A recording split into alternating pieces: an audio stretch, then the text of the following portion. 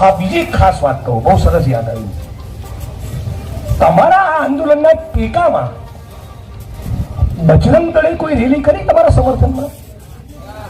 બહુ સરસ. વિશ્વ હિન્દુ પરિષદે રેલી કરી? આરએસએસે કોઈ કોલ આપ્યો કે ગુજરાત બંધ?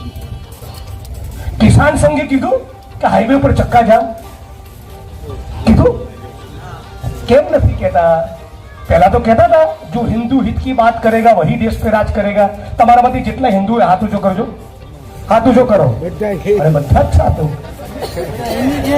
એ તો હિન્દુઓના બૂચ મારી દીધા ભાઈ. સમજાયું ને? હવે શું કહેવા માંગુ છું સમજાયું ને? ભાવ કથી ઉઘાડું બોલું, સમજી ગયા ને?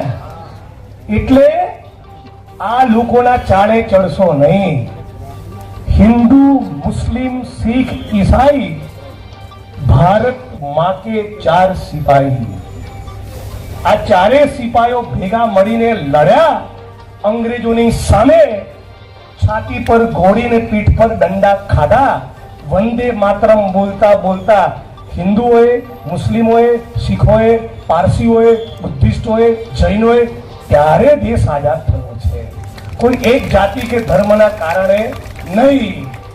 તો ભાઈ ભાઈના ભાગલા પણ પડાય નહીં, એમના ચાળે ચડાય નહીં.